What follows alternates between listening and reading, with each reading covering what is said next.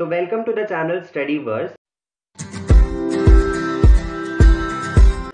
पिछली वीडियोस में हमने किया था diseases caused by micro organisms in plants, animals and human beings, and एक टॉपिक किया था फूड पॉइजनिंग। आज हम लोग करने वाले हैं food preservation, methods of food preservation and nitrogen fixation. And video शुरू करने से पहले please subscribe to the channel Studyverse. हमारा फर्स्ट टॉपिक है फूड प्रिजर्वेशन।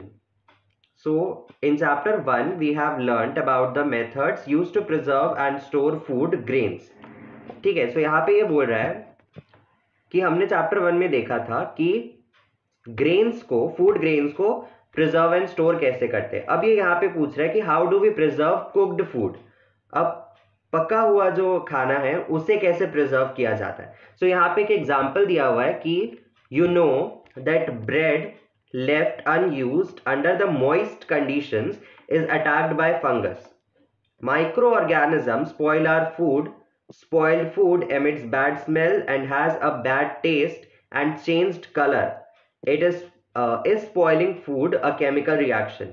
तो यहाँ पे ये बोल रहा है कि एग्जाम्पल दिया हुआ है ब्रेड का कि अगर हम लोग ब्रेड को जो है अनयूज्ड छोड़ दें मॉइस्ट कंडीशंस में, मॉइस्ट कंडीशंस यानी जो रेनी सीजन के समय जैसा कंडीशन होता है, सो बेसिकली ज्यादा बढ़ जाता है माइक्रो ऑर्गेनिजम्स का ग्रोथ रेनी सीजन में। इसी कारण हम लोग देखते हैं कि रेनी सीजन में हम लोग ज्यादा से ज्यादा रेफ्रिजरेट करते हैं और खाने को जो है ज्यादा कवर करके रखते हैं और ज्यादा पकाते भी हैं। ठीक है, सो यहाँ पे यही बोल रहा है कि ब्रेड को अगर हम लोग अनयूज छोड़ दें मॉइस्ट कंडीशंस में तो उसमें फंगस आ जाता है। ठीक है, तो हम लोग ने इसको देखा भी है रियल लाइफ में कि ब्रेड के ऊपर एक ग्रीन कलर का पैच जैसा बन जाता है, सो वही जो है वो फंगस होता है। ठीक है, तो यहाँ पे बोल रहा है micro organism spoil our food. तो माइक्रो ऑर्गेनिज्म जो है वो हमारे फूड को खराब कर देते हैं, जिसकी वजह से उस स्पॉइल्ड फूड में से बैड स्मेल आता है और उसका टेस्ट भी खराब हो जाता है और उसका कलर भी चेंज हो जाता है। जैसे ब्रेड का जो है वो ग्रीन कलर का हो जाता है जब उसमें फंगस लगता है। ठीक है, तो ये बोल रहा है कि is spoiling a food a chemical change. तो क्या ये केमिकल रिएक्शन है या केमिकल चेंज है? तो इसका आंसर यही है, yes it is a chemical reaction. Spoiling of food एक केमिकल रिएक्शन है। अब क्यों है? क्योंकि इसमें उसका टेस्ट चेंज हो जा रहा है, उसका अपीयरेंस चेंज हो जा रहा है और उसकी स्मेल भी चेंज हो जा रही है। तो केमिकल रिएक्शन में हम लोग को पता है कि हमेशा अ न्यू प्रोडक्ट इज फॉर्म। ठीक है, न्यू कॉम्पोजिशन इज फॉर्म्ड। सो यहाँ पे भी वही हो रहा है, पहले वो कुछ और था, स्पॉइल होने के बाद उसका टेस्ट, कलर और अपीयरेंस और स्मेल जो है वो सब बदल जा रहा है। So there is a new product form. तो इसलिए spoiling of food is a chemical reaction. ठीक है, फिर यहाँ पे ये पहेली नाम की लड़की जो है वो फिर से आ गई। Paheli bought some mangoes but she could not eat them for a few days. ठीक है, later she found that they were spoiled and rotten, but she knows that the mango pickle her grandmother makes does not spoil for a long time. She is confused. So यहाँ पे बोल रहा है कि पहेली नाम की जो लड़की थी वो कुछ आम लेके आई, कुछ मैंगोज लेके आई, बट कुछ दिन के लिए वो उन्हें नहीं खा पाई। फिर उसके बाद उसे ये मिला कि उसके जो आम थे वो स्पॉइल हो चुके हैं और रॉटन हो चुके हैं, यानी सड़ चुके हैं।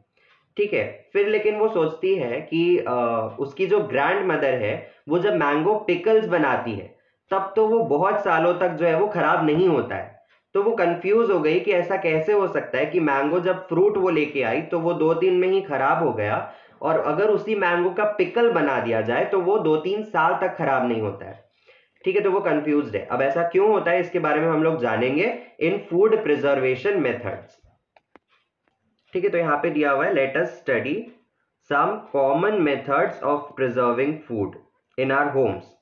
We have to save it from the attack of micro organisms. तो माइक्रो ऑर्गेनिज्म से हम लोग कैसे बचाएंगे अपने फूड को, वो यहाँ पे दिए हुए। तो पहले हम लोग सबसे पहले देख लेते कितने मेथड्स है। यहाँ पे दिया हुआ है first chemical method, then second is preservation by common salt, then preservation by sugar, then preservation by oil and vinegar, then heat and cold treatments, and last is the storage and packaging.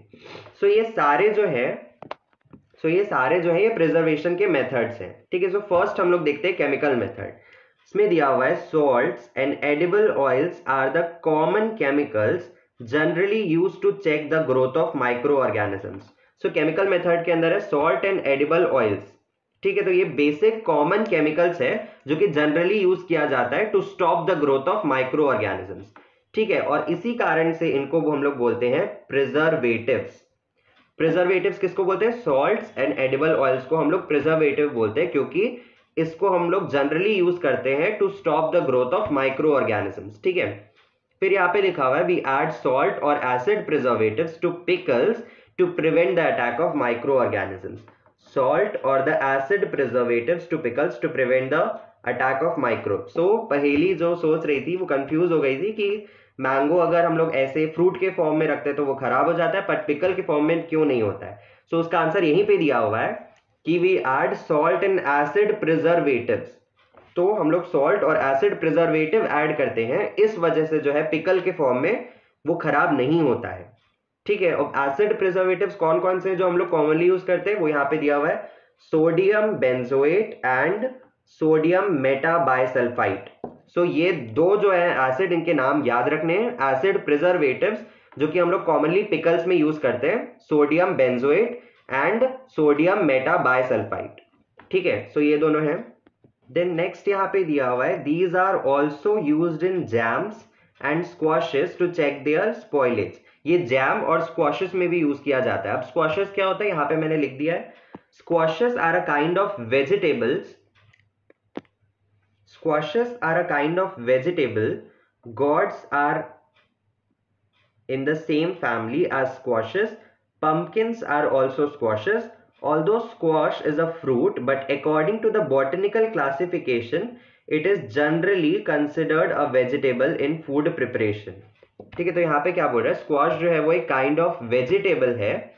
ठीक है, it is a kind of vegetable. Gourds are in the same family. So gourds जैसे कि करेला जो बोलते हैं हम लोग, वो गॉड्स के अंदर आता है। लौकी जो बोलते हैं वो गॉड्स के अंदर आता है। और ये गॉड्स जो है और स्क्वाशेस जो है वो सेम फैमिली में। तो यानी हाँ, करेला और पंपकिन, यहाँ पे पंपकिन भी लिखा हुआ है, पंपकिन भी एक स्क्वाशेस है, स्क्वाशेस के अंदर आता है। तो यहाँ पे लिखा हुआ है although squash is a fruit, उसको फ्रूट भी मानते हैं, but according to the botanical classification उसको वेजिटेबल के रूप में ही माना जाता है। सो स्क्वाशेस के अंदर अगर हम लोग को एग्जाम्पल पूछेगा, वैसे तो नहीं पूछेगा, मैं ये जनरल नॉलेज के लिए कि स्क्वाश जो है वो गॉड्स फैमिली से रिलेट करता है, और पंपकिन और ये सब जो है ये स्क्वाश के अंदर आता है। ठीक है, सो यही बोल रहे हैं यहाँ पे कि जैम्स और स्क्वाशेस के भी जैम्स और स्क्वाशेस को भी प्रिजर्व करने के लिए ये दोनों जो एसिड प्रिजर्वेटिव्स यूज किए जाते हैं। कौन कौन से? Sodium benzoate and sodium metabisulphite. ठीक है, then comes preservation by common salt. ठीक है, common salt has been used to preserve meat and fish. Common salts have been used to preserve meat and fish for ages. Meat and fish are covered with dry salt to check the growth of bacteria. So meat and fish are covered with dry salt to check the growth of bacteria. Salting is also used to preserve amla, raw mangoes, tamarind, etc. So यहाँ पे अपन common salt जो अपन normally use करते हैं, common salt, वो भी preservation के लिए काम आता है एज अ प्रिजर्वेटिव। सो यहाँ पे लिखा हुआ है मीट और फिश को जो है वो प्रिजर्व करने के लिए वो बहुत सालों से यूज किया जा रहा है। सो बेसिकली यहाँ पे सॉल्ट को बस उसके ऊपर स्प्रिंकल कर दिया जाता है और कुछ नहीं होता है। फिर salting is also use to preserve amla. आंवला जो होता है एक सिट्रस फ्रूट है जिसको हम लोग जानते हैं आंवला, या उसको इंग्लिश में गूसबेरी भी बोलते हैं। ठीक है, so amla, raw mangoes and tamarind etcetera. So ये सारे फ्रूट्स को भी प्रिजर्व करने के लिए कॉमन सॉल्ट का यूज किया जाता है। Then next is the preservation by sugar. अब शुगर से भी प्रिजर्व किया जाता है, जैसे हमने सॉल्ट का देख लिया, वैसे शुगर के लिए भी यूज किया जाता है कुछ मीठी चीजों के लिए। ठीक है, तो यहाँ पे दिया हुआ जैम जो कि मीठा चीज है, jam, jellies and squashes are preserved by sugar. Sugar reduces the moisture content which inhibits the growth of bacteria which spoil food. ठीक है, तो बेसिकली यहाँ पे शुगर क्या कर रहा है, वो मॉइस्चर को जो है कम कर दे रहा है। हमने पहले ही यहाँ पे देखा था पहले पेज पे कि मॉइस्ट कंडीशंस में जो माइक्रो ऑर्गेनिजम्स की ग्रोथ जो है वो बढ़ जाती है। तो यहाँ पे शुगर जो है वो मॉइस्चर को कम कर दे रहा है, जिससे जो है ग्रोथ ऑफ बैक्टीरिया जो है वो कम हो जा रहा है और फूड जो है हमारा स्पॉइल नहीं हो रहा है। ठीक है, then next come the preservation by oil and vinegar. Use of oil and vinegar prevents spoilage of pickles because bacteria cannot live in such an environment. So pickles में जो है हम लोग ऑयल एंड विनेगर का use करते हैं, और ऐसे कंडीशंस में बैक्टीरिया जो है वो ग्रो नहीं कर पाता है, इसी वजह से हमारा पिकल जो है वो ज्यादा जल्दी स्पॉइल नहीं होता है। Then vegetables, fruits, fish and meat are often preserved by this method. Oil and vinegar का यूज हम लोग और किस किस चीज के प्रिजर्वेशन के लिए करते हैं, तो वो यहाँ पे दिया है vegetable, fruits, fish and meat. ठीक है, नेक्स्ट है हीट एंड कोल्ड ट्रीटमेंट्स। ठीक है, सो नेक्स्ट दिया हुआ हीट एंड कोल्ड ट्रीटमेंट। इसमें क्या होता है, you must have observed your mother boiling milk before it is stored और used. Boiling kills many microorganisms. Similarly, we keep our food in the refrigerator. Low temperature inhibits the growth of microbes. तो यहाँ पे क्या बोल रहा है, heat and cold treatments में क्या होता है, हमने ये जनरली जो है हम लोग मिल्क को बॉईल करके ही पीते हैं, और उसके बाद उसको और समय तक बचाने के लिए हम लोग उसको तुरंत रेफ्रिजरेट भी कर देते हैं। ठीक है, तो बॉइलिंग करने से क्या होता है, उसी टाइम जो है बहुत सारे माइक्रो ऑर्गेनिजम्स मर जाते हैं, और फिर उसको रेफ्रिजरेट करने का ये मतलब होता है कि ताकि और ज्यादा माइक्रो ऑर्गेनिज्म जो है उसमें ना आए। ठीक है, क्योंकि यहाँ पे लिखा हुआ है लो टेम्परेचर में जो है लो टेम्परेचर जो है वो माइक्रो ऑर्गेनिजम्स के ग्रोथ को रोक देता है। ठीक है, तो ये हीट एंड कोल्ड ट्रीटमेंट में। फिर यहाँ पे एनसीईआरटी ने एक क्वेश्चन दिया हुआ है, why does the milk that comes in packets do not spoil. So generally बहुत सारे लोग जो है वो पैकेट मिल्क कंज्यूम करते हैं, तो वो जो है वो स्पॉइल कैसे नहीं होता है। ठीक है, सो ये बोल रहा है कि my mother told me that milk is pasteurised. So what is pasteurisation. So जो पैकेट में जो मिल्क आता है वो पैस्चराइजेशन प्रोसेस के जरिए पैस्चराइज किया जाता है, इसी कारण से वो स्पॉइल्ड नहीं होता है। अब हम लोग ये देखेंगे पैस्चराइजेशन होता क्या है। सो यहाँ पे लिखा हुआ है, pasteurized milk can be consumed without boiling as it is free from harmful microbes. So उसको बॉईल करने की जरूरत नहीं पड़ती है उसको बॉईल करने की, क्योंकि वो पहले से ही माइक्रोब्स फ्री है। ठीक है, यहाँ पे बोल रहा है पेस्चराइजेशन प्रोसेस होता क्या है, the milk is heated to about 70 degree Celsius for 15 to 30 seconds and then suddenly chilled and stored. By doing so, it prevents the growth of microbes. This process was discovered by Louis Pasteur. It is called pasteurization.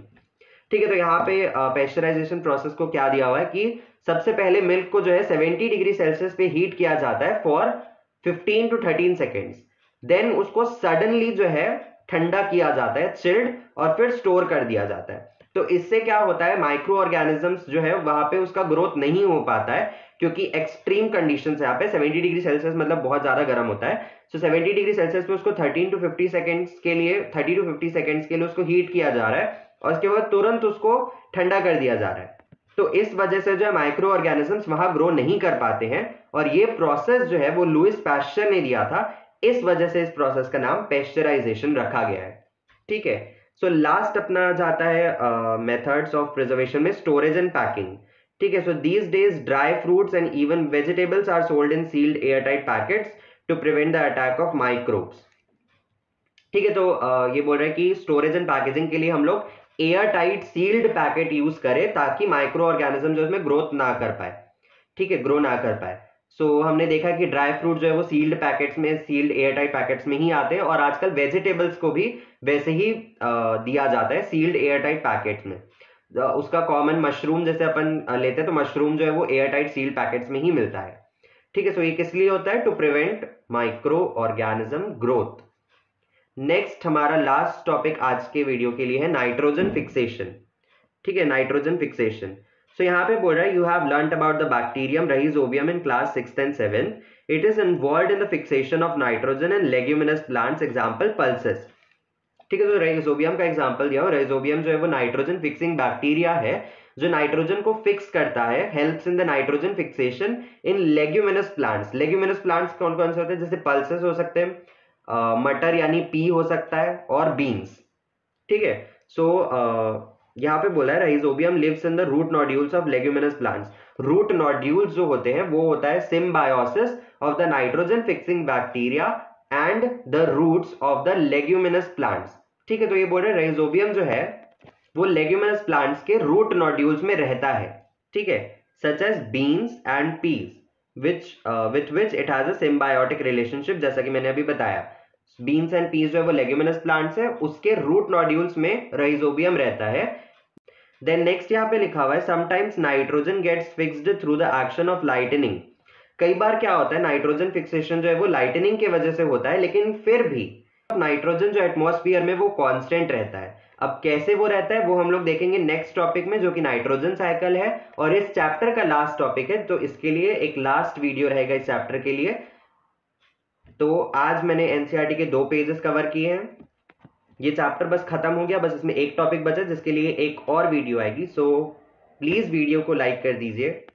आप comment कर सकते हैं अगर आपको कोई doubt है, and please subscribe to the channel Studyverse. Thank you.